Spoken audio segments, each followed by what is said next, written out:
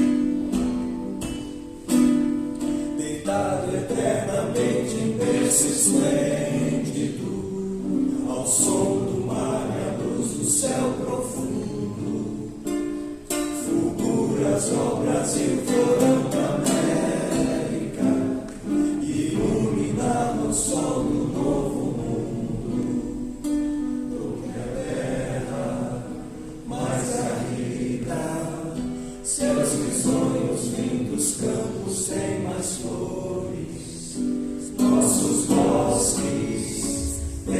mais vida, nossa vida no teu seio mais amores.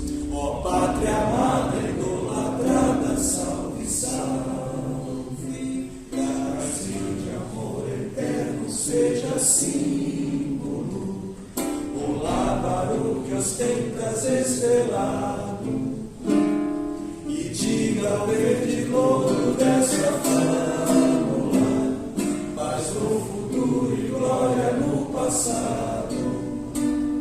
Mas serves a justiça clava forte, verás que o filho teu não foge à luta. Nem teme quem te adora a própria morte, terra adorada. Entre outras mil és tu, Brasil, ó Pátria amada. Dos filhos deste solo és mãe gentil, Pátria amada, Brasil.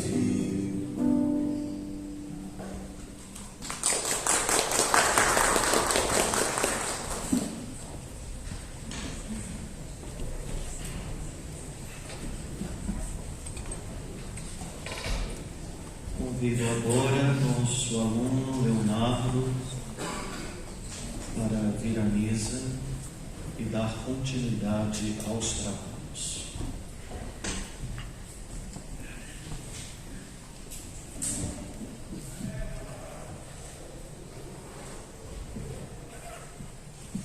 Bom dia a todos. Eu me chamo Leonardo Sanches, sou aluno do terceiro período de filosofia, estou aqui representando o nosso corpo discente e também sou seminarista da Diocese de Santo André. Vamos receber agora, para compor a nossa mesa, o nosso professor coordenador, Jonathan Tissot, que fará algumas considerações.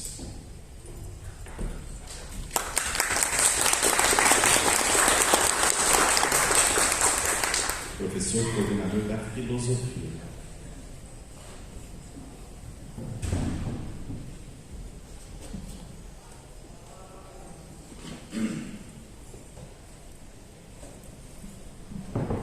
Muito bom dia a todos. Gostaria primeiramente de renovar os agradecimentos feitos por comigo e gostaria de falar sobre a programação de hoje e um pouquinho sobre a nossa faculdade, especialmente o de filosofia, do qual eu sou coordenador. Nós vamos agora para o quarto dia desse bonito evento que está acontecendo desde segunda-feira e inicialmente teremos uma conferência com o professor Frei Mário Sérgio Rocha, da Ordem de Santo Agostinho, Ordenai em mim o amor, a ética em Agostinho. Após um intervalo, mais ou menos 30 minutos, nós começamos um pouquinho atrasados, se formos olhar o programa, então adicione uns minutinhos aí no intervalo. Após o intervalo, teremos a terceira aula do mini-curso, afinal, qual é o método de Aristóteles em ética, do professor Dr. Eduardo Wolff, onde finalmente espero que dará resposta a essa pergunta final do método. Ele vem desenvolvendo um argumento desde terça-feira, vamos ver se hoje ele conclui. Bom, meus caros, dou as boas-vindas novamente, espero vê-los aqui de maneira recorrente. Desde o ano passado, no fim do ano passado, houve grande debate interno sobre uma renovação dos currículos, tanto de teologia quanto de filosofia. Então, a nossa faculdade está, por assim dizer, com uma organização curricular muito rica e nova. Eu convido todos a acessarem o nosso site, onde todas essas informações podem ser visualizadas de maneira muito fácil, assim como informações sobre cursos de extensão e atividades de extensão que a faculdade oferece. Nós temos, para além desse evento, uma série de outros cursos e palestras e conferências ao longo do semestre, em diversas áreas do conhecimento, não só em filosofia e teologia, e eu convido a todos a conhecerem um pouco melhor as nossas atividades, e a casa estará sempre aberta para recebê-los. Eu agradeço imensamente a presença de todos. Passo a palavra novamente para o nosso aluno.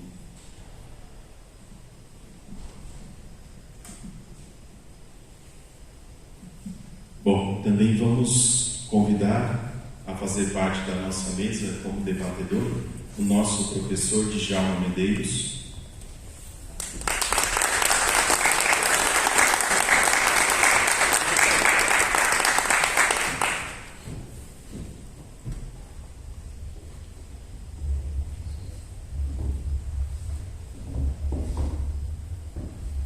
E agora nós temos a honra de convidar a mesa para proferir a palestra Ordenar em mim o Amor, a Ética em Agostinho, o professor Frei Mário Sérgio Rocha.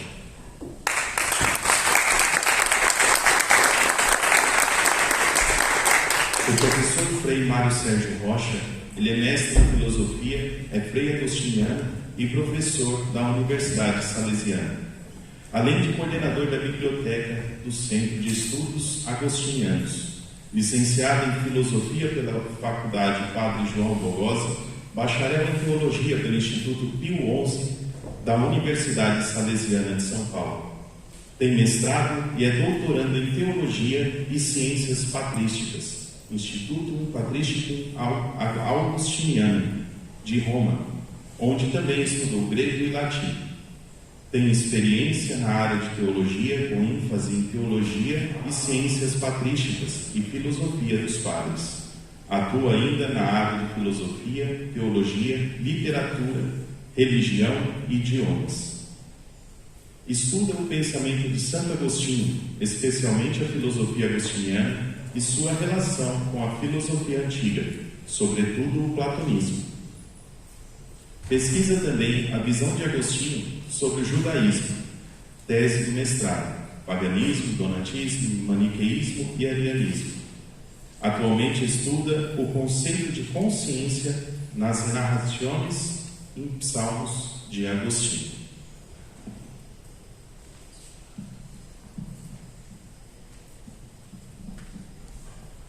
Bom dia a todos. Antes de mais nada, obrigado pelo convite, Dom Camilo, toda a equipe diretiva da Faculdade de São Bento. Sou muito feliz e contente de estar aqui. Saúdo a todos vocês, os professores, os alunos. Saúdo de modo especial o Bruno do Espírito Santo também, que foi por um tempo nosso colega lá em Roma, no Instituto Patrístico Agostiniano. Bom, vamos aproximar mais. Então, saúdo a todos vocês, sejam todos muito bem-vindos. A minha pretensão hoje aqui é bastante modestíssima, apenas apresentar alguns elementos de ética agostiniana que nos ajudam a pensar, a viver melhor. Afinal, esse é sempre o objetivo de todo pensar ético. Portanto, eu fiz um recorte que nós vamos discutir nessa manhã algumas ideias de Santo Agostinho. Agostinho, em toda a sua produção literária, como nós sabemos, falou muitíssimo sobre o amor, que é um tema, uma temática transversal, presente em toda a sua produção. Isso nós podemos notar a partir de um simples exercício de estatística. Se nós pegarmos o substantivo amor, é usado 1.308 vezes. Aquele de caritas, 4.689 vezes. De lexio, 1.559 vezes. E os verbos amare, 3.783 vezes, e dividere, 4.833 vezes. Mas esse vocabulário variável expressaria uma diferença real entre os termos? Essa é uma questão muito debatida, muito discutida, que eu pretendo não entrar aqui, porque senão nós não terminamos mais este assunto. A predominância do termo amor nas obras de Agostinho atirou sempre muito a atenção dos estudiosos. Muitas foram as interpretações e leituras que se produziu a respeito dessa temática, desde Nigre, passando por Hannah Arendt, Isabelle Bochet, Remo Godet, para citar apenas alguns. O tema tem despertado sempre grande interesse. Cada um desses autores analisou o amor em Agostinho a partir de uma angulatura muito própria. Nigre tentou mostrar como Agostinho, com a ideia de caritas, chega a uma síntese entre o famoso Eros e Ágata. Hannah Arendt, descartando essa preocupação de chegar-se a uma síntese como pretendia Nigre, estudou o amor a partir de do conceito caracterizante de apetite, relacionando-o por sua vez com aquele de metus me. Bochet preferiu estudar o amor na sua relação com o desidério e a voluntas, e Remo Godet finalmente enfocou a problemática do amor a partir da ideia de ordo, explorando a perspectiva ética do ordo amores. Do que nos diz respeito, nós não pretendemos entrar nessa discussão sobre diferenças, convergências do amor, como esses estudiosos fizeram. Nossa intenção, ao contrário, é modesta: apresentar o tema do amor em Agostinho, explorando uma de suas características constitutivas: o amor como movimento, como pondus da alma, que arrasta o homem em direção a uma direção determinada. Nosso enfoque será, portanto, apresentar o amor como potência unitiva, capaz de dar identidade ao ser, declinando este conceito a partir daquele outro de ordo, ordem, para mostrar a síntese agostiniana do amor como ordo amores. Assim sendo, para chegar ao nosso objetivo, pretendemos seguir o seguinte percurso. Em primeiro lugar, vamos analisar a noção agostiniana de amor como motus pondus. Depois, apresentaremos a noção de ordem, ordo, para finalmente analisar a síntese feita por Agostinho do amor como ordo amores.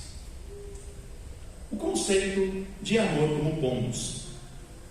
A centralidade que ocupa o amor na reflexão agostiniana sobre o homem, suas circunstâncias e seu mundo é um dado comumente partilhado pelos estudiosos.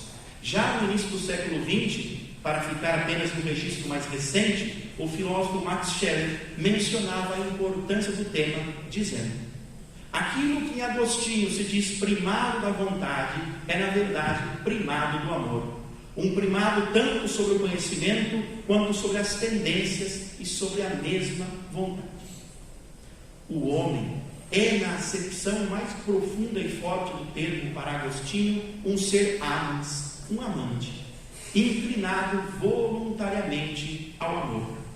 Já em uma de suas primeiras obras, As 83 Questões Diversas, que se trata de uma compilação de temas filosóficos, teológicos, exegéticos, datados de antes de 394, Santo Agostinho, na questão 35, define o amor da seguinte forma: amar, pois, não é outra coisa que desejar uma coisa por si mesmo, porque, além do mais, o amor é um movimento, e não há movimento senão em direção a algo. Quando procuramos que coisa deve ser amada, procuramos o objeto em direção ao qual convém mover-se. Fecha aspas. O amor, se deduz daqui, é naturalmente dinâmico, segundo Agostinho. É a força motriz da alma humana. Ele arrasta os seres em direção às coisas. Contudo, na medida em que o amor é um movimento, ele é determinado pelo objeto que ele escolheu amar, ou melhor dizendo, que seu amor escolheu. Agostinho confere tanta força ao amor que a nossa vida pode ser determinada positiva ou negativamente pela qualidade dos nossos amores.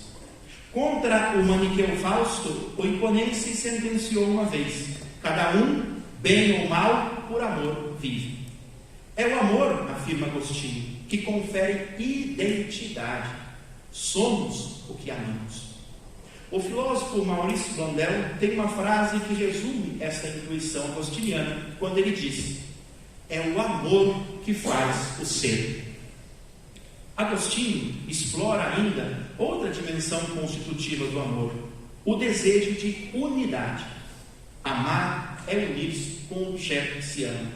Que coisa é o amor? Pergunta-se ele no De Trinitate.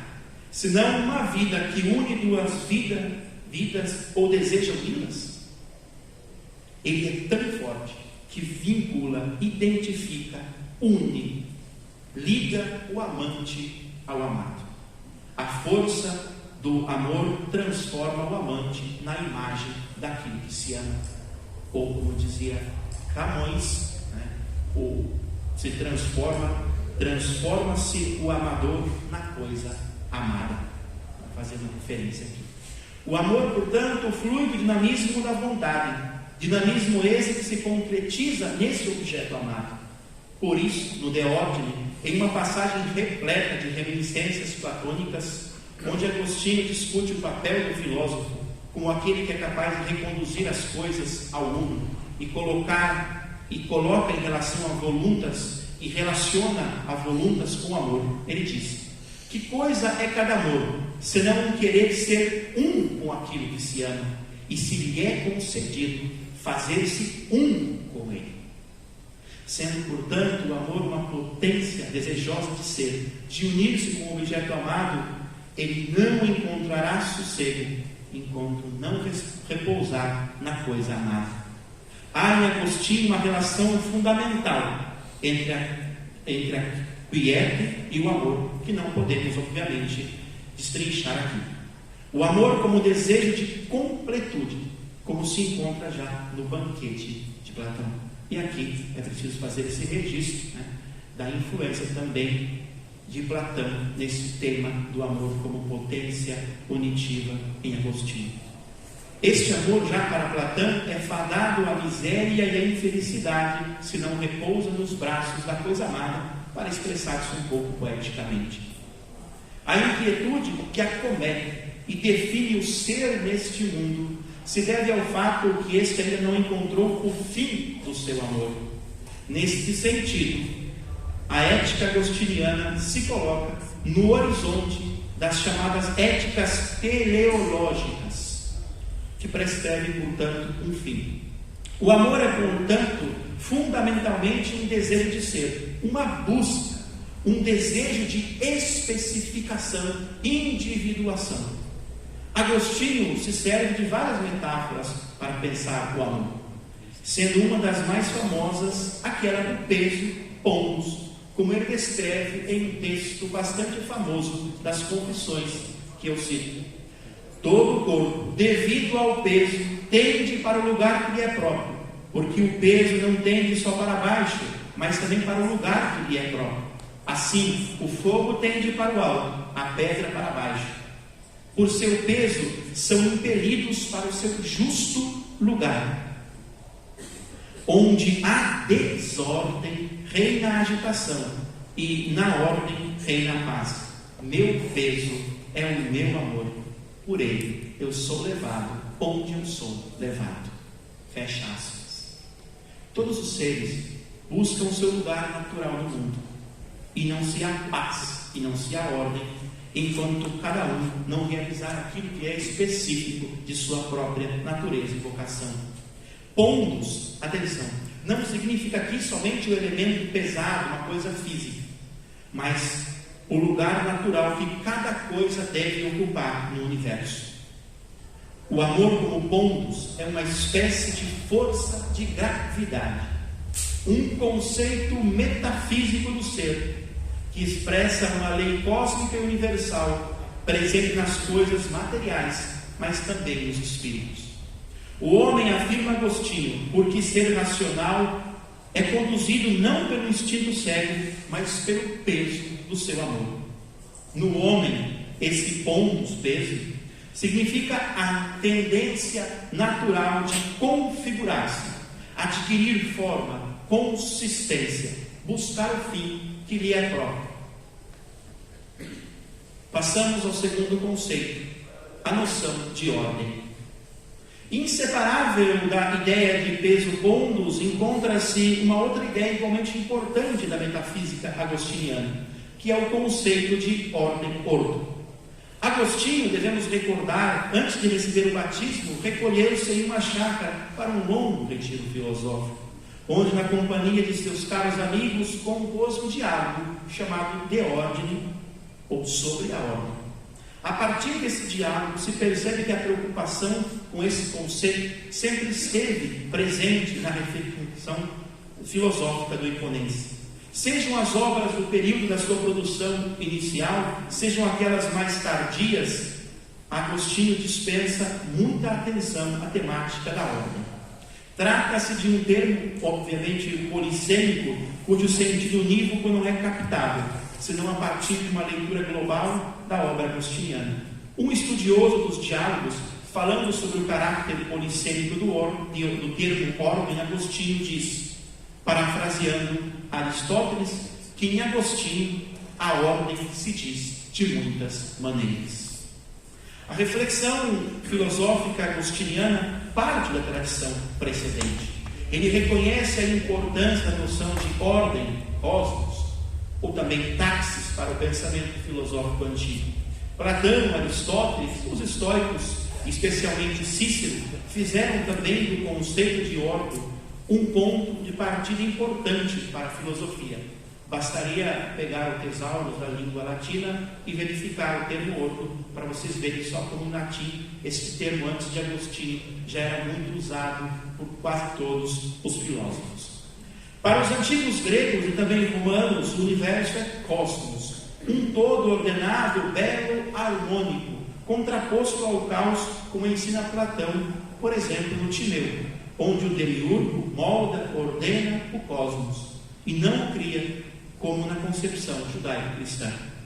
Agostinho, entretanto, apesar de incorporar alguns elementos do pensamento grego, sobretudo dos platônicos, entre eles a ideia de ordem, realiza uma síntese a partir da orientação dada nova pela sua conversão ao cristianismo, repensando o conceito de ordem da filosofia antiga à luz dos dados revelados e faz desse um elemento importante do seu filosofado. A ideia de criação adquire em Agostinho um ponto de divergência não pequeno em relação ao pensamento filosófico clássico, para a qual a matéria é eterna, não existindo o conceito de creatio. Em Agostinho, o cosmos foi criado ex nihilo, a partir do nada, e reflete a ordem impressa pelo Criador, que imprimiu nele suas leis, sua marca, sua ordem, sua direção. Comentando o versículo do Salmo, quão magníficas são as tuas obras, Agostinho retoricamente se pergunta: de onde partiram primeiro estas obras tão belas? Se tomares a letra, de onde se originaram as criaturas bem ordenadas, que decorrem em perfeita ordem, ordenadamente belas, ordenadamente surgem e ordenadamente desaparecem, ordenadamente percorrem todos os tempos?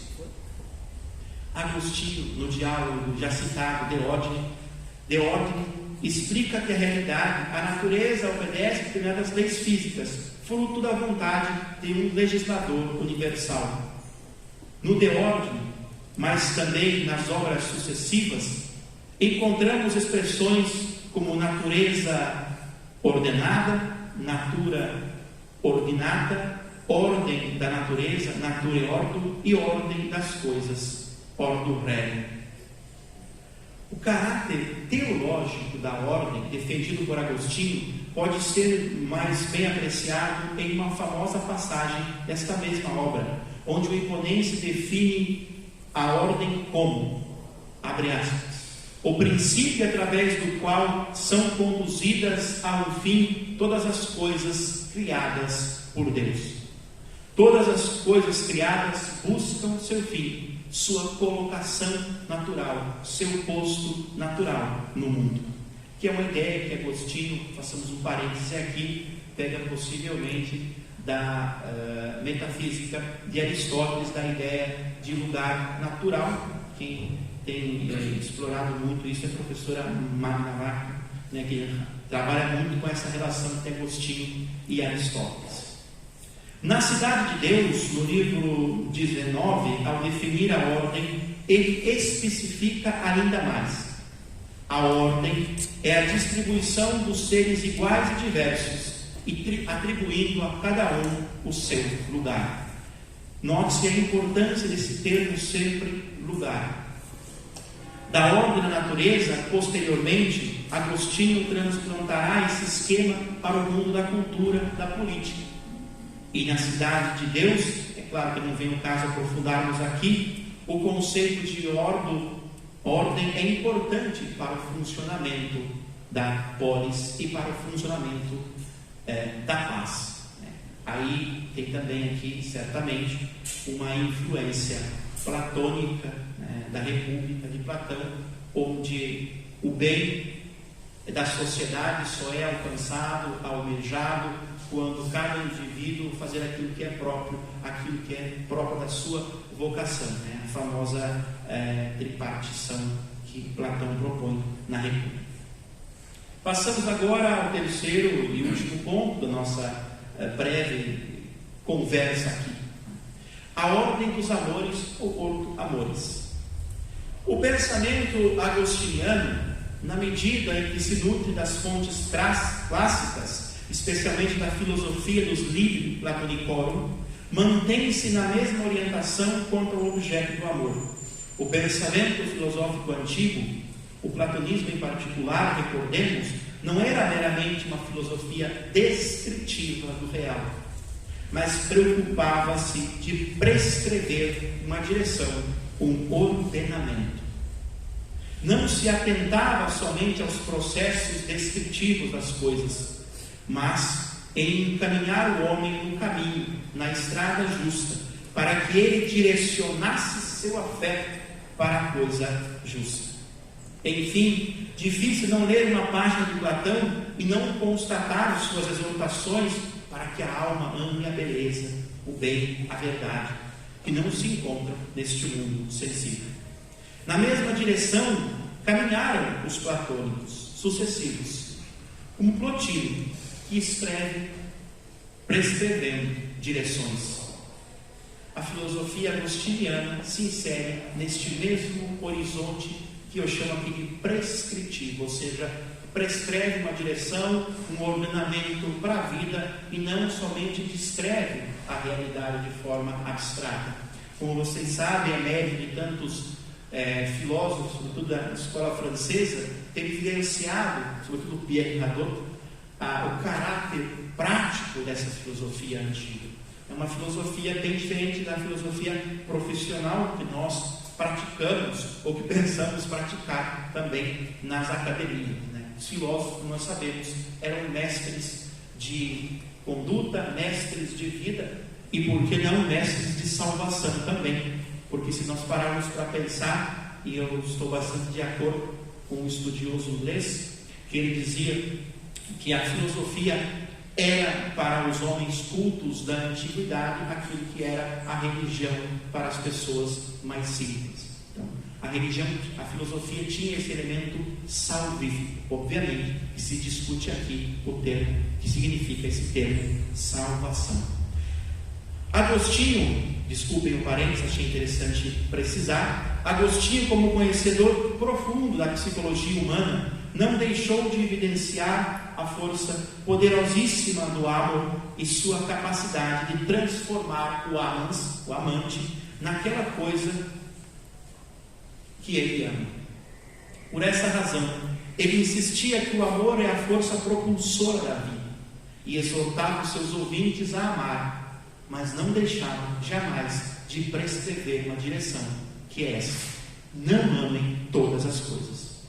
O amor precisa ser justo, correto, ou no seu dizer técnico, a direção, a dilexio, precisa ser ordenada, ordinata dilexio, ou ordo amores, alguns também dizem. O amor, na medida em que é uma realidade, que é uma potência inevitável ao homem, precisa ser direcionado, ordenado. Essa foi a preocupação primeira do pensador Agostinho: saber o que se deve amar e em qual intensidade se deve fazer. A esse respeito, Etienne Gilson, no seu clássico estudo sobre Santo Agostinho, dizia que para o Hiponense todo o problema moral não é saber se é necessário amar, mas o que amar e como amar. O homem se constrói o seu ser nessa constante dialética entre um eu e um tu, que constitui e define a sua existência aqui nesta terra. A partir disso, se pode dizer que todo o projeto ético-pedagógico de Agostinho objetiva em ensinar teoricamente e praticamente o caminho para a beata vida. Nesse sentido, como já foi observado, a ética agostiniana não é somente teleológica, porque prescreve um telos, mas é também eudemonológica, isto é, ensinamento ético finalizado a ajudar o homem a conseguir sua felicidade, o desejo natural de todos os homens, aspecto este realçado muitas vezes pelo próprio Agostinho. Lembramos que uma das primeiras obras que ele leu foi justamente o Hortêncio, e que continha uma exortação à busca da felicidade. Contudo, o homem, sobretudo o filósofo, amante das coisas eternas, aqui tem todo o platonismo de Agostinho, se é que podemos expressar assim, precisa educar sua vontade, outro termo bastante em moda hoje, educar a vontade, orientando a potência do seu amor para o ser com S maiúsculo e não para os seres, que na verdade, metafisicamente falando para Agostinho, não é ser. A vida feliz, como ele mesmo confessa na homônima obra, é usufruir daquele único e verdadeiro bem, que é Deus, o imutável, que deve constituir-se como o fim do pondus animi, como o fim do peso da alma do homem. E aqui é interessante observar como, para Agostinho, essa ideia de amar o eterno, amar o imutável, porque é um bem que não pode ser perdido, é também, se nós quisermos, uma possível leitura, uma possível influência, ou uma forma mentes platônica. Este projeto ético nasce de uma constatação existencial.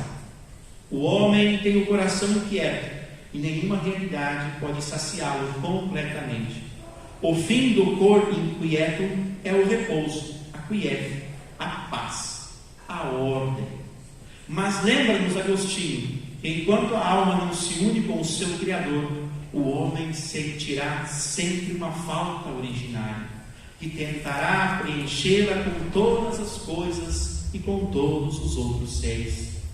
Mas esse amor desordenado às coisas do mundo não pode causar-lhe senão miséria, dissipação do seu ser e intranquilidade.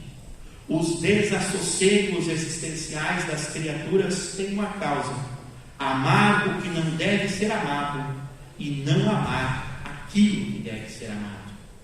Por isso, no De Doutrina Cristiana, o bispo de Hipona ressalta a importância da caridade ordenada, ordinata dilexio, que é o critério através do qual se pode viver beatamente ou não. Diz ele: vive justa e santamente quem é o perfeito avaliador das coisas, e quem as estima exatamente mantém amor ordenado. Dessa maneira, não ama o que não é digno de amor, nem deixa de amar o que merece ser amado, nem dá primazia no amor àquilo que deve ser amado menos, nem ama com igual intensidade o que deve ser amado menos ou mais, nem ama menos ou mais o que convém amar de forma idêntica. E um jogo de palavras clássico e típico da retórica agostiniana, que às vezes é um pouco difícil de render num português compreensível. Entretanto, a concepção agostiniana do amores deve ser compreendida a partir de uma outra correlação muito importante, que é os termos ut e frui, isto é, a distinção clássica operada por ele entre bens a serem usados e bens a serem usufruídos ou gozados. Trata-se de dois conceitos importantes que que já aparecem nas primeiras obras de Agostinho, como nas 83 questões diversas, na questão 30, escrita por volta do ano 390, e que ele vai aprofundar no primeiro livro de Doutrina Cristiana, escrito provavelmente no ano 397, e o mesmo argumento, alguns anos mais tarde, será retomado no De Trinitate e no De Civitate Dei.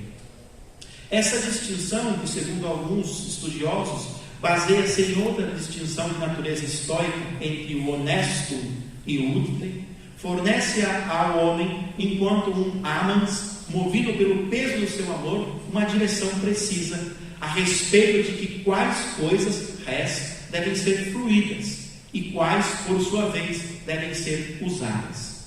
O bispo de Hipona dá uma definição dos termos no primeiro livro do De Doutrina Cristiana, dizendo: fruir é, com efeito, unir-se a uma coisa por ela mesma.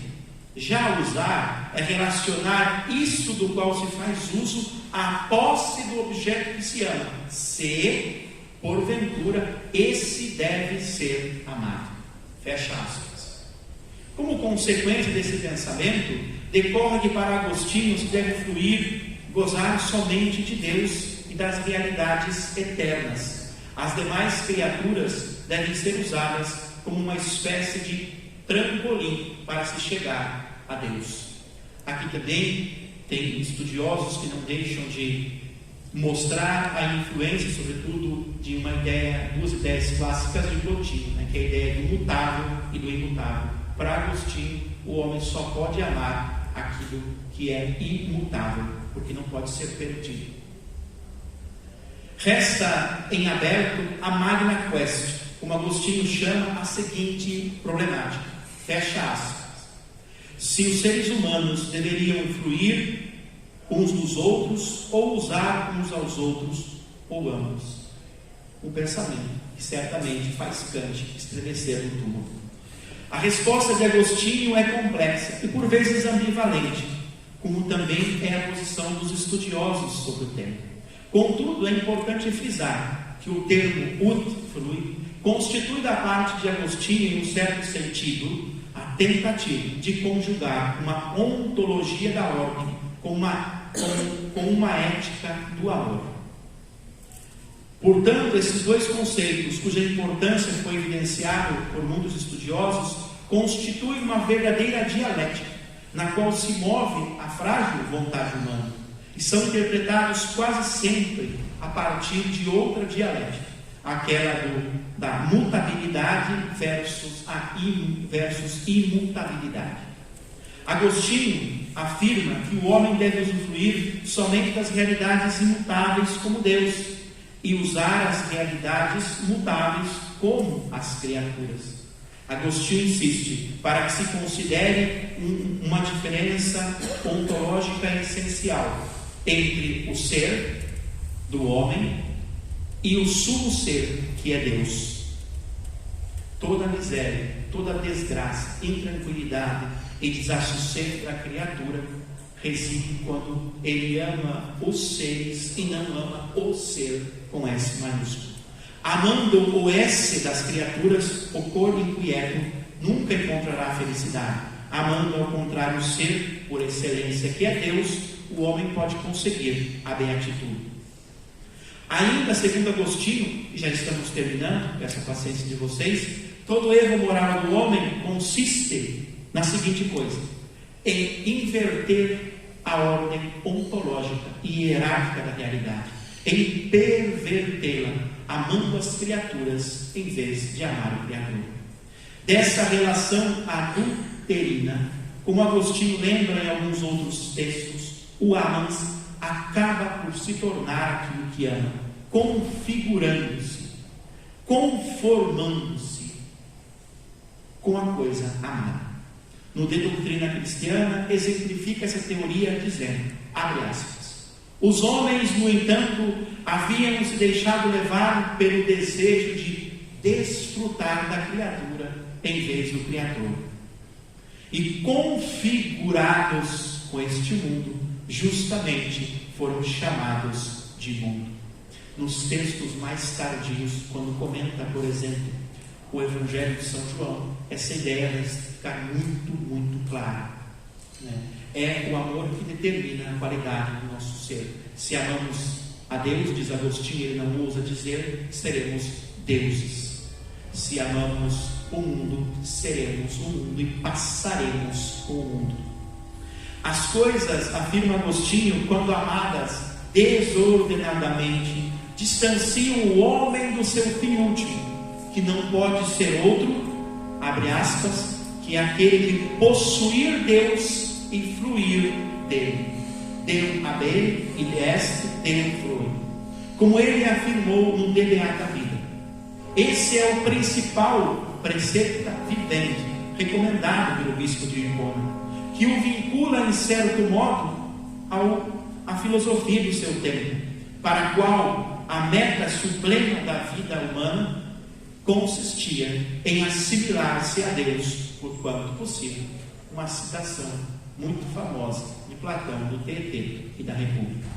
Por isso, aqui se evidencia outra dimensão constitutiva do pensar ético de Agostinho, que é a dimensão teológica do agir humano.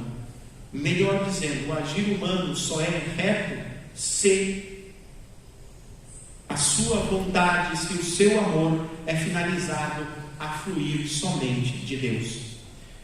Agostinho, no livro 15 e no capítulo 22, A Cidade de Deus, obra de sua maturidade filosófica e teológica, concluída entre os anos 418 e 420, define a virtude vinculando-a estreitamente à ideia de ouro do amores nestes termos. Abre aspas. A definição mais breve e verdadeira de virtude é a ordem do amor. Portanto, para o bispo de Hipona, virtuoso é aquele que consegue perceber com a razão a ordem ontológica do mundo e com a sua vontade orientar seus afetos em relação e em direção àquele objeto do seu amor. Considerações finais. O percurso delineado visava mostrar alguns elementos de ética agostiniana, sem nenhuma pretensão de oferecer-vos um pensamento completo do hiponense sobre a problemática ética. Sou consciente que tive que deixar muitas ideias para trás, mas intencionava especialmente mostrar-lhes como a ideia de amor torna-se um ponto importante para a reflexão ética de Agostinho. Vimos como Agostinho amarrará a problemática do amor a partir da ideia de pontos, do peso da alma, lendo-o também a partir da ideia de ordem, para finalmente culminar na síntese ética, onde a tarefa do sujeito ético é aprender a orientar, ordenar os seus afetos a fim de conseguir a vida feliz, norma suprema da vida moral. Neste percurso, frisamos alguns elementos característicos do pensar ético agostiniano. Tivemos a oportunidade de analisar como a ética agostiniana é orientada por um telos, aspecto comum a todo o pensamento ético-filosófico antigo. Além do mais, o telos da vida humana não pode ser outro senão a concepção da felicidade. Neste sentido, notamos como Agostinho insere o seu pensar ético dentro do horizonte das filosofias eudemonistas, especialmente aquela filosofia apresentada por Cícero na obra perdida Hortênsios, que, lembramos mais uma vez, mudou radicalmente o jovem Agostinho. Contudo, Agostinho se separa em não poucos pontos das éticas teleológicas e eudemonistas precedentes, ao considerar que o telos da vida humana deve ser finalizado a fluir de Deus, a contemplá-lo, para que desse modo o indivíduo consiga ordenar seus afetos. Por isso que a ética de Agostinho tem uma outra dimensão constitutiva, aquela dimensão teológica. Uma vez que Deus é o fim de todas as aspirações da criatura, essa, se quiser viver retamente e beatamente, precisa viver de acordo com essa opção fundamental. Muito obrigado a todos pela paciência e atenção.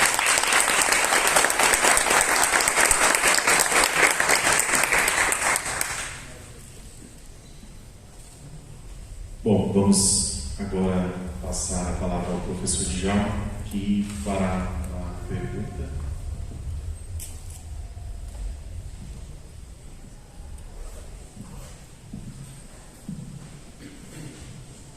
Bom dia para todos.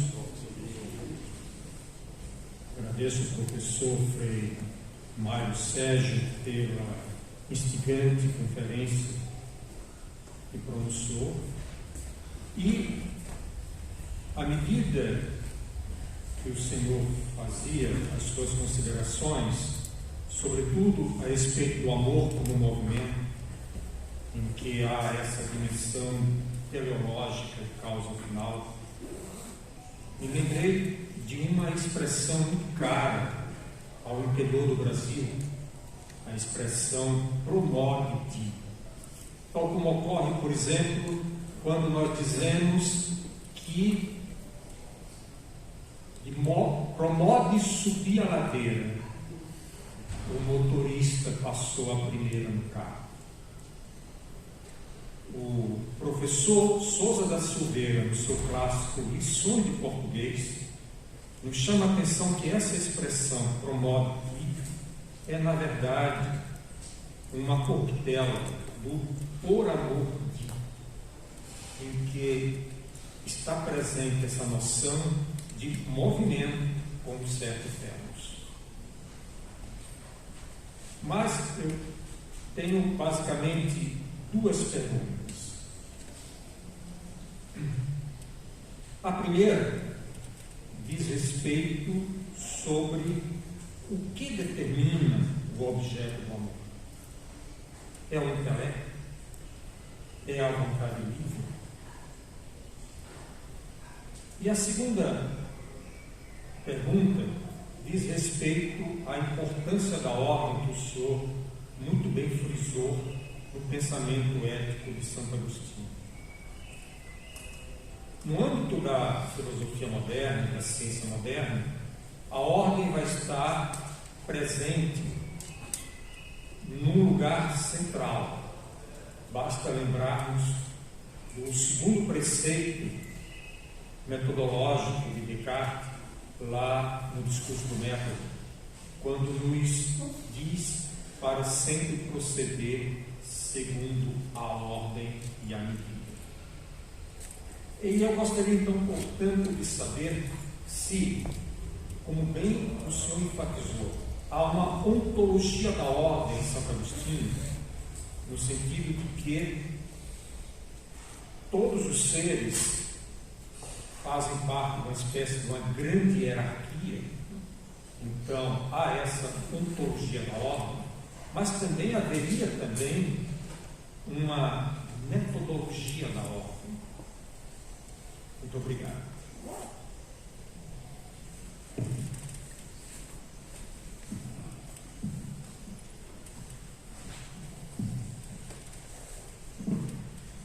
Obrigado, professor Djalma, pelas inteligentíssimas e dificílimas questões colocadas, porque nós podemos ficar discutir esses argumentos por um certo tempo.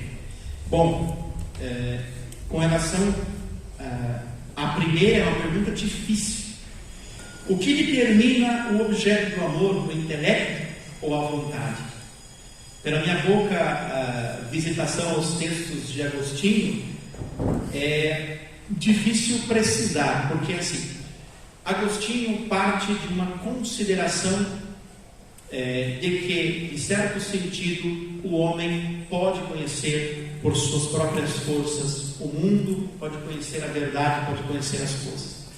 Então, nesse sentido, o intelecto, porque também traz impresso essa ordem, essa finalidade pelo próprio Criador, ele pode ser um veículo de acesso. Porém, Agostinho, nós precisamos ter sempre claro uma coisa: é um pensador que evoluiu durante a história. Ele mesmo fala isso. Por isso que ele escreveu as Retratações.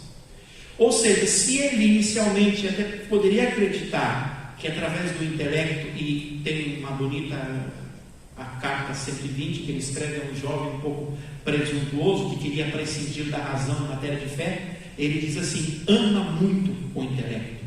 Bom, então em Agostinho inicialmente tem essa possibilidade.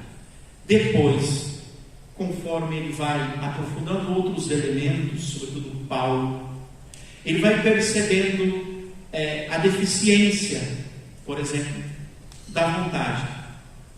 E, sobretudo, a deficiência sofrida pelo homem por aquilo que ele chama de pecado original. O intelecto do homem não é mais capaz de, por suas próprias forças, atenção aqui, méritos, de chegar a essa verdade, a determinar o objeto, né, deste amor.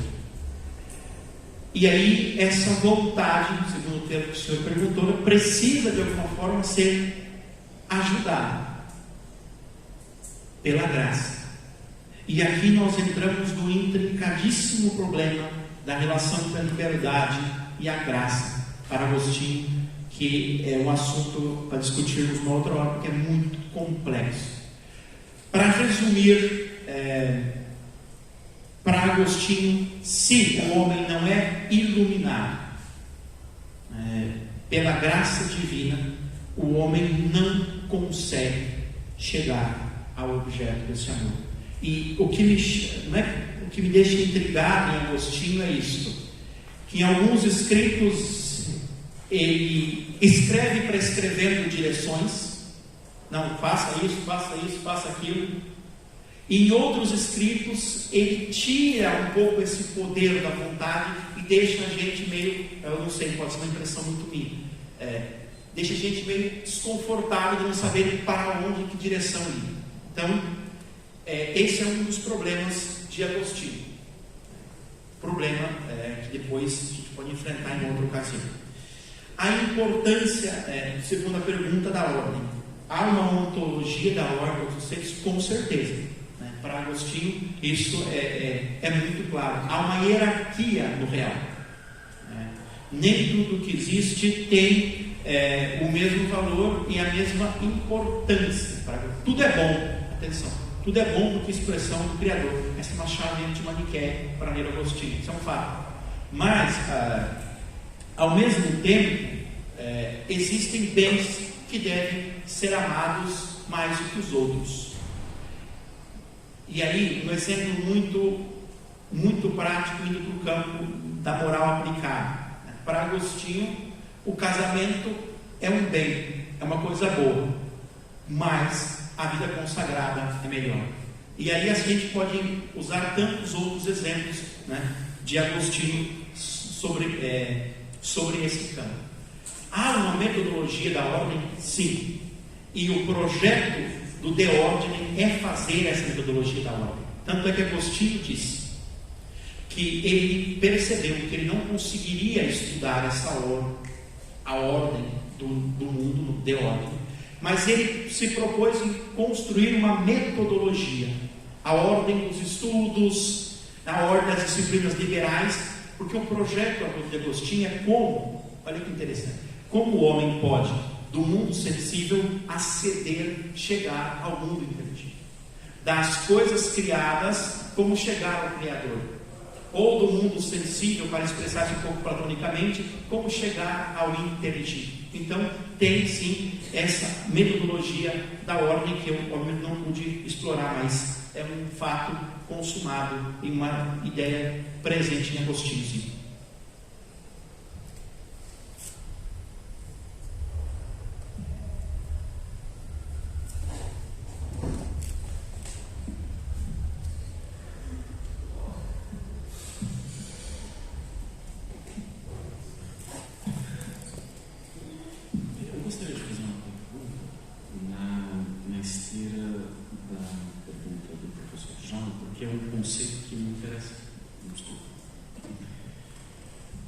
Eu gostaria de fazer uma questão na mesma esteira da pergunta do professor Djalma, porque o conceito de vontade é algo que muito me interessa particularmente, e eu acredito que é um interesse recorrente que tem aparecido aqui no evento.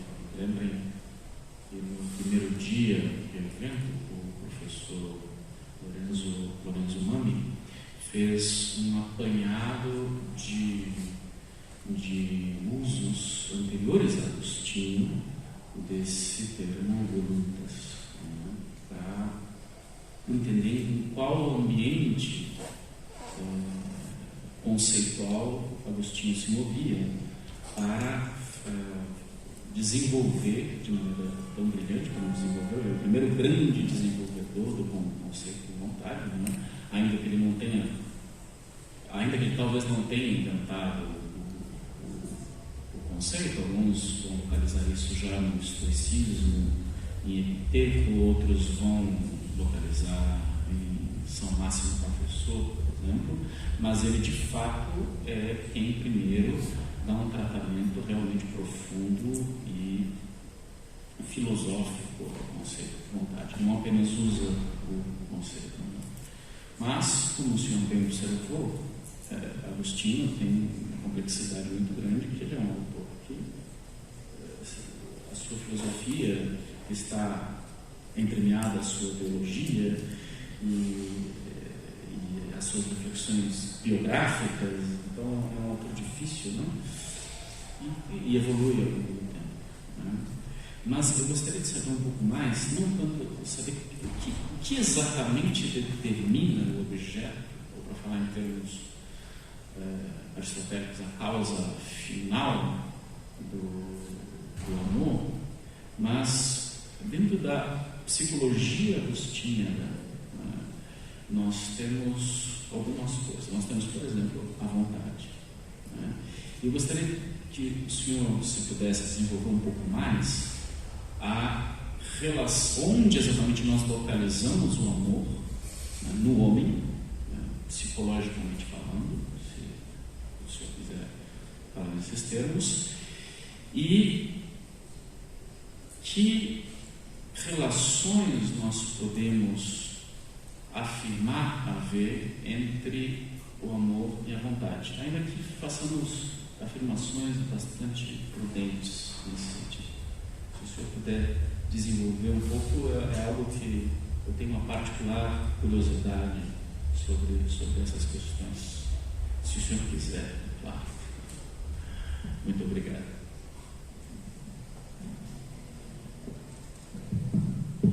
Bom, vamos tentar. Sem dúvida alguma, a filosofia agostiniana concede um papel importante à ideia de vontade. Ele é um dos primeiros teóricos. Se nós pegarmos, por exemplo, a obra De Libero-Arbitrio, Agostinho tem uma concepção de vontade ali muito positiva. A vontade ali é afirmada como motor, como quase como uma autonomia própria. Ele, inclusive, usa o conceito de boa vontade, que é meio kantiano. Ou seja, que o homem com a boa vontade, ele pode conseguir realizar o seu projeto existencial, para simplificar a ideia. Esse é o primeiro, entre aspas, Agostinho. Depois, por quê? Porque o De Libero-Arbitrio foi escrito em chave antimaniqueica. Os maniqueus negavam o livre-arbítrio, negavam a obra da vontade. Então Agostinho precisava afirmar isso. O problema é que quando ele começa a se aproximar de Paulo, problema ou a solução, depende como a gente viu a questão, e aí ele encontra frases de Paulo ou da tradição bíblica que diz: é Deus que opera tanto o querer, que opera em vós o querer. E aí a questão se complica bastante, porque ao mesmo tempo que se antes Agostinho acreditava numa autonomia da vontade como capaz de determinar o ser, a partir de agora essa vontade é reduzida, é limitada, e ela opera dentro do parâmetro da graça. E aí, como eu já disse antes, um conceito difícil de explicar a questão da liberdade, né, e da graça. Pode-se dizer que para Agostinho, no livre-arbítrio, a vontade é potência, é poderosa, é força propulsora. Mas depois, no Ad Simpliciano, essa vontade não tem mais essa causa eficiente. A vontade começa a ser vista como uma causa deficiente.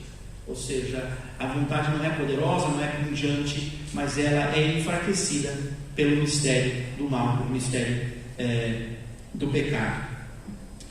A questão dificílima de relação entre o amor e a vontade em Agostinho é bem difícil de ser, e era uma das discussões que um dos autores que eu mencionava no começo estava tentando de fazer. Bom, vontade em Agostinho é uma coisa muito geral. O amor para Agostinho, nas últimas obras, vai ter muito essa carga teológica. Ou seja, o amor primeiro para Agostinho é um dado antropológico, ou seja, força vital, força, capacidade auditiva. Mas depois, para Agostinho entra muito forte essa questão do teológico, que influencia de modo forte. E então, ele vai dizer que o amor verdadeiro é amar somente aquele que deve ser amado.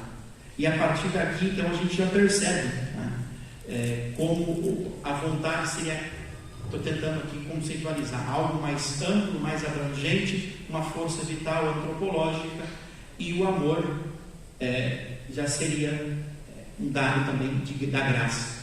Nunca devemos esquecer que Agostinho também tem essa dimensão, que é uma dimensão muito forte.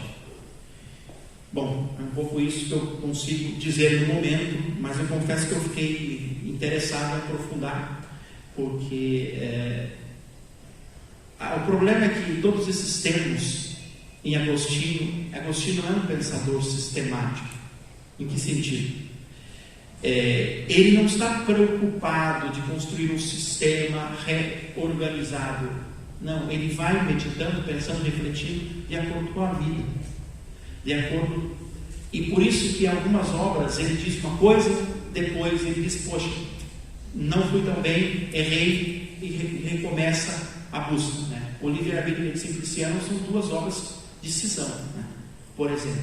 Então a gente tem que atentar muito para esses critérios quando nós lemos Agostinho. Então fica aberto, se alguém dos professores aí depois quiserem tentar nos ajudar nessa questão, fica aí a dica.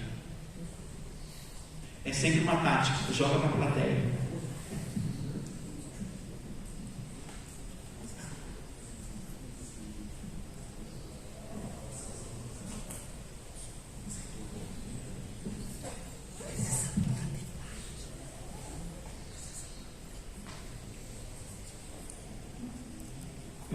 Mais alguém quer fazer uma pergunta?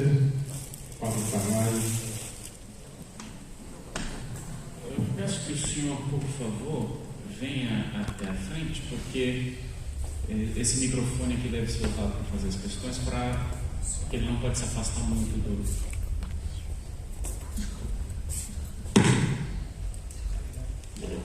Bom dia. Parabéns, obrigado pela excelente colocação a respeito de Agostinho, a ética, a felicidade, e principalmente você mostrou como existe essa ordem no amor, e a metodologia que ele propõe se completou também. Mas a pergunta dela é interessante e você colocou muito bem.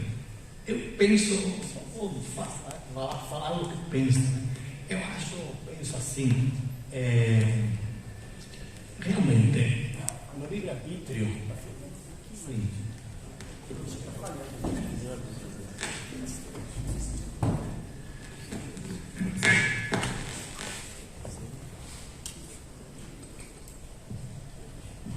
realmente no livre-arbítrio é o primeiro Agostinho.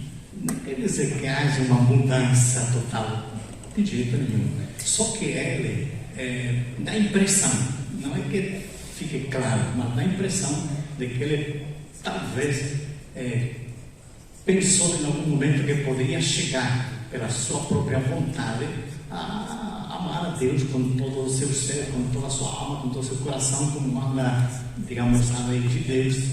e o Antigo Testamento, e chegar realmente a possuí-lo. Em definitiva, isso não só amar, mas de forma tal que chegar a possuí-lo. Essa possessão, ele descobre, aprofundando-se cada vez mais a Paulo, né, como você colocou também, que só vai ser depois desta vida, não vai ser aqui, não vai ser aqui.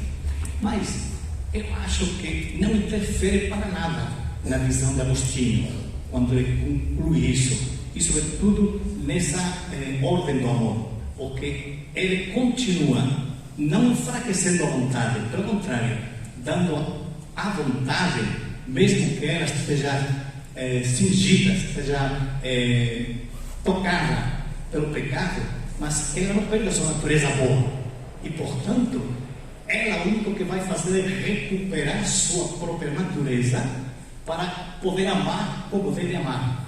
E aí está justamente a ação de Deus nele, né? Primeiro pela redenção, a salvação, que Cristo irá purificar a alma. E uma vez que realmente você descobre quem é aquele que te fez, quem é aquele ao qual você deve amar em primeiro lugar, aí você colocou muito bem a ordem do amor. Primeiro amar aquele que deve ser amado em primeiro lugar. Mas não é apenas, e aqui eu queria colocar essa parte, não é apenas, digamos, trocar, ou seja, trocar esse amor a Deus pela criatura. Isso é uma desordem, mas há um amor à criatura e tem que ser amada a criatura, de tal forma que o primeiro que tem que ser amado sou eu, o amor a mim mesmo. E aí entra a cidade de Deus, o amor de si e o amor de Deus. Mas o amor de si não é mau, é mau quando está desordenado, quando não é direcionado para Deus. E aí entra justamente a ordem do amor, na metodologia que ele está falando. Por quê? Porque eu me amo a mim mesmo de tal maneira que eu, para que esse amor realmente seja verdadeiro, tenho que querer aquele bem que me faz feliz. E aí entra o de Beata Vita. E na medida que eu descubro que esse amor, através do qual eu me realizo como ser e me faz feliz, é Deus, porque, como você falou muito bem, é o único que realmente não posso perder, e portanto entra o temor e vai ser plenamente feliz, porque tanto que entra o temor, se eu posso perdê-lo com as coisas que estão aqui, as criaturas, eu não vou ser plenamente feliz, só com Deus. Isso já no primeiro livro de Beata Vita. Aí é quando eu descubro que Ele é o amor imóvel, o eterno, que me faz feliz, e eu devo amá-lo. Esse é o amor a mim mesmo, amar aquele que me vai trazer a felicidade, e assim me amo a mim mesmo. E entra em segundo lugar o amor ao próximo. Em que sentido? Em que se eu quero bem ele, ou ela, ou eles, eu tenho que fazer a mesma coisa que fiz comigo, levá-los a essa ordem do amor, para que eles não se amem, ou aliás, não amem outra coisa a mais do que aquele que lhe vai fazer felizes. E aí entra a metodologia, né? Ver o ser humano e depois ver as coisas, uma série de colocação dos animais, a criatura, a criação, etc. Né? E isso eu acho que é tão forte e tão bonito. Então, não é que perca a vontade, a possibilidade de amar, pelo contrário, ela descobre qual é o seu bem e ela é ordenada para que o amem. E aí entra a graça, no despertar cada vez mais esse desejo, né? Até que ele descobre que esse é o seu bem e o ama, de tal maneira que ele o coloca em primeiro lugar na sua vida. E aí, talvez, entre essas emoções que você falou, de vida religiosa, que é mais, como você falou, mais... Que é melhor. Que é melhor. Não é melhor. É que você, se se dedica realmente e ama somente a Deus em primeiro lugar, e dedica a sua vida plenamente a isso, aí você realmente está fazendo a sua missão. Assim isso também pode ser feito no casamento. Sua mãe, ela considera a verdadeira filósofa. A verdadeira filósofa. E ela aqui fala, você fala isso, não ri quando você fala isso para o pessoal. Fala, não, porque você realmente ama e me ensinou a mim a amar como você ama. E você ama a Deus como Ele deve ser amado. Só isso que eu queria dizer, porque acho que é completa e não tira a força da vontade. Pelo contrário, ele recebe essa graça através não só da iluminação, mas da atuação do próprio Deus através do, eu acredito que seja do Espírito Santo, né? Que vai ajudando a pessoa a desejar cada vez mais receber aquele que o faz feliz, né? Muito bonito, obrigado pela tua colocação. Isso é fantástico, despertou tudo isso em mim um pouquinho assim, o desejo de sentir, né, com você. Obrigado.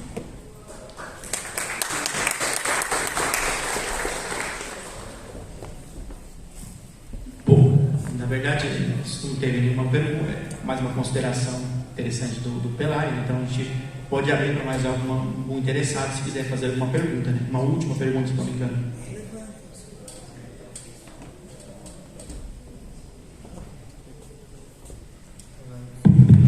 Bom, parabéns pela exposição.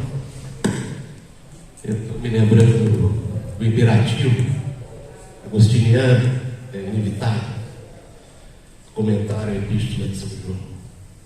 Ama e faz o que quiser. Então é uma formulação em que ética, amor e liberdade se conjugam de uma maneira muito intensa. Eu queria ouvir o teu comentário, a tua interpretação sobre esse imperativo.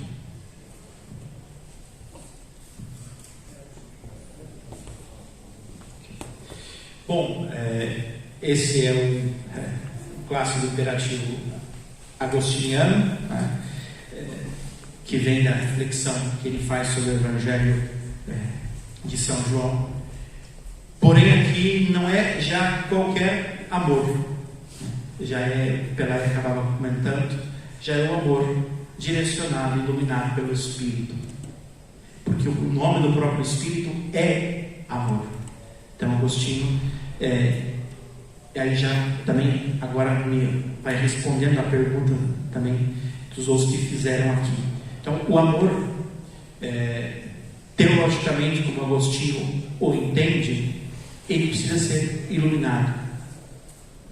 Por própria força, por própria potência, o homem não é capaz de fazer. E na medida em que o homem, por isso que tem um negócio interessante, na medida em que o homem acolhe essa mensagem, em que o homem vive essa mensagem do Espírito, essa mensagem do amor, quando ele acolhe a revelação na vida dele, para Agostinho, quando ele acolhe a encarnação, o homem, para Agostinho, ele se torna capaz de amar e fazer tudo aquilo que ele pode, porque ele está agindo na verdadeira liberdade. Porque para Agostinho, a verdadeira a liberdade é fazer aquilo que deve ser feito, né? É diferente de livre-arbítrio. Livre-arbítrio é isso, é capacidade, né, de escolha. Para Agostinho, liberdade é fazer e agir somente segundo o bem. Mas para agir de acordo com o bem, para Agostinho, o homem precisa ser iluminado, né? Ele precisa da força da graça. E isso vai ser uma discussão que Agostinho vai travar do ano 410, que é o fim da vida, porque depois isso vai se declinar a partir da oração, porque alguns vão dizer, mas se é assim, não tem sentido nós orarmos, porque está tudo determinado por uma vontade, se a vontade humana precisa ser ajudada, qual que é o sentido, né, disso tudo? Então essa frase de Agostinho, ela está nesse contexto, onde Agostinho, se eu não me engano, tem que controlar, ele está discutindo o papel do Espírito Santo, né?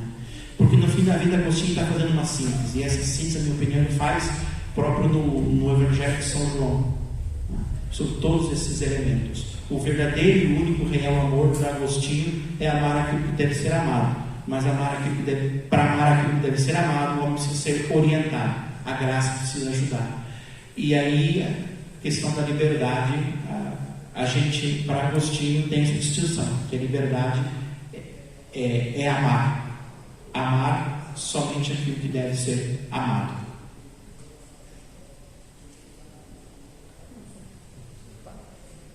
Professor, só um pequeno complemento à sua exposição. O pecador tem a garantia de ter a graça? Ou então, para que evangelizar? Essa é a pergunta para acabar mesmo, né?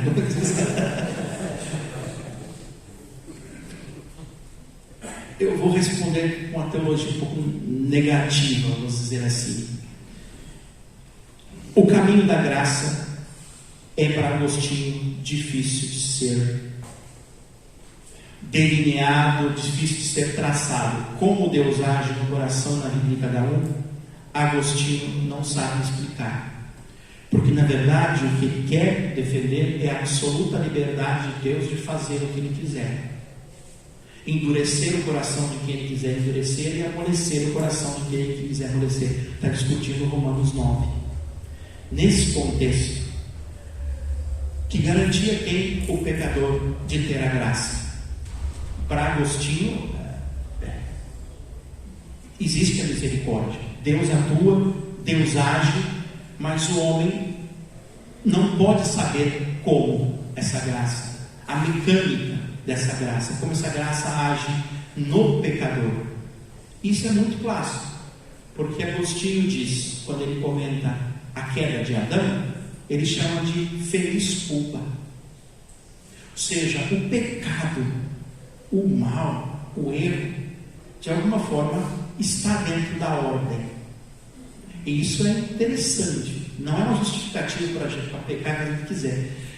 Mas é interessante que isso faz parte. Quando Agostinho está discutindo, não no De Ordine, sobre o mal no mundo, sobre as incongruências das coisas, ele diz que isso faz parte. Respondendo talvez a pergunta, ou tentando dar uma direção.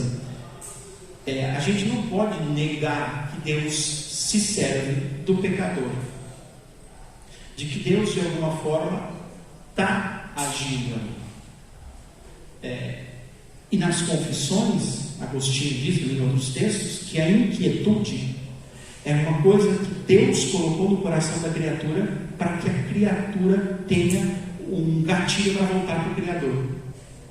Então, da mesma forma, o pecador ele tem que dar-se conta da graça. E o papel para Agostinho e toda a igreja é anunciar essa misericórdia. Agora, como essa misericórdia age e em quem ela age, aí é o mistério da liberdade de Deus, da soberania do desígnio providencial de Deus, que, como diz Agostinho, endurece alguns e amolece o coração de outros, leva um a crer. E por que abandona outros a não crença? O dilema da liberdade, que a gente não sabe bem como funciona. Por que um crê e o outro não crê? Então, a gente não sabe bem como funciona isso. Então, a resposta passa para considerar o pecado também dentro desse plano de Deus que para nós é desconhecido. Essa é a chave. O plano de Deus é desconhecido. Deus age nessa ordem de uma forma que nós não conseguimos traçar e perceber, de modo que também o erro, o mal contribui de alguma forma para que o bem seja evidenciado, para que a graça Paulo, para que a graça superabunde é preciso que tenha o pecado. Então é esse um pouco a resposta, está um pouco por aí, acredito eu.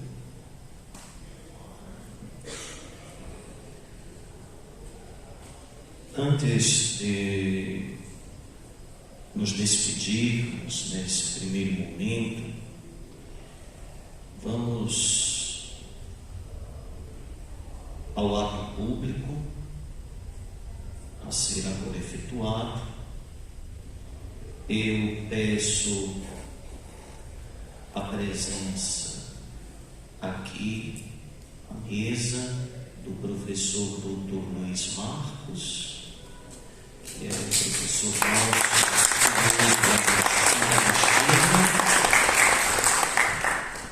e do professor Dr. Padre Pelaio, também estudioso de Santo Agostinho, representando a Ordem de Santo Agostinho.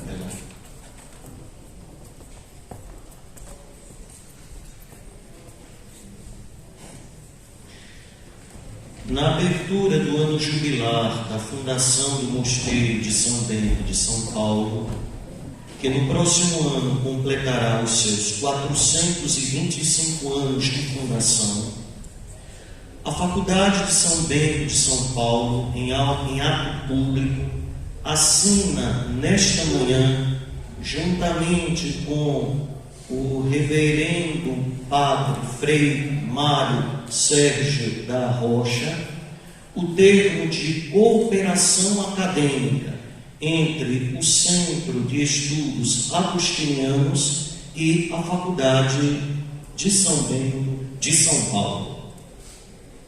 O termo de cooperação acadêmica.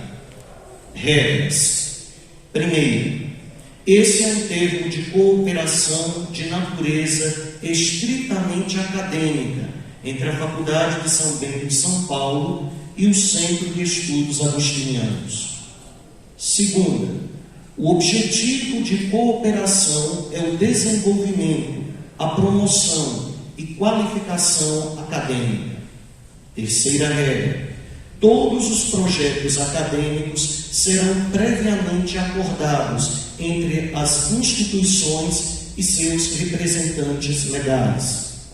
Quarta regra, todas as ações que implicarem valores serão acordadas previamente entre as instituições e seus representantes legais. Penúltima regra, emissão e controle de certificado fica a cargo da Secretaria da Faculdade de São Bento para a conferência do Ministério da Educação. Última regra, é de comum acordo que membros congregacionais, religiosos, professores, pesquisadores e alunos devidamente matriculados tenham acesso às instituições para utilizar o acervo bibliográfico segundo o regramento bibliotecário de cada instituição. Projetos a serem efetivados. Primeiro, Alexio Agostini. Lexio Augustini. É a visão que já dá. Trata-se de uma leitura contínua e sistemática de uma obra de Agostinho. Os expositores, facilitadores, mediadores, farão uma interpretação global da obra escolhida, evidenciando seu contexto macro e micro, a estrutura da obra, as principais ideias e recepção na história do pensamento filosófico teológico. Segundo, Semana Agostiniana. Trata-se de um ciclo de conferências já clássicos sobre Santo Agostinho. Nessa proposta se abordariam alguns temas agostinianos, filosóficos, teológicos, polêmicos, por que não? Pode-se também apresentar autores e temas que gravitem em torno do pensamento de Santo Agostinho e de sua recepção através da história. Terceira, internacionalização das pesquisas agostinianas.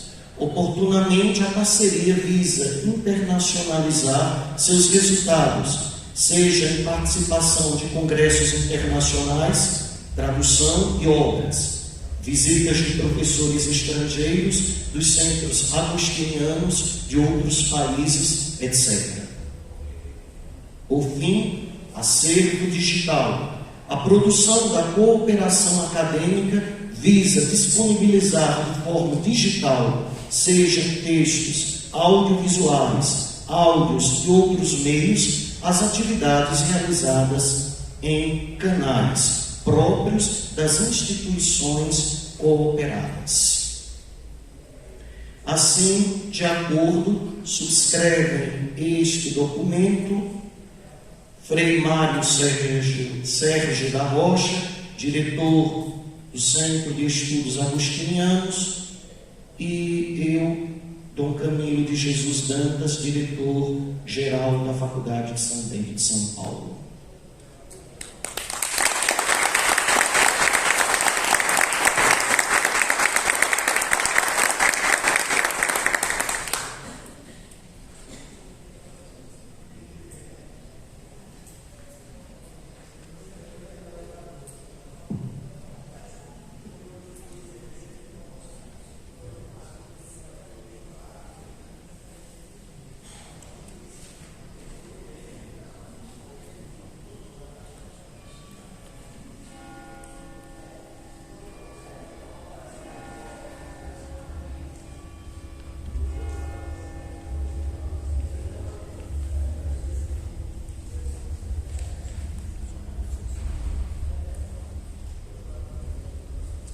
Muito obrigado.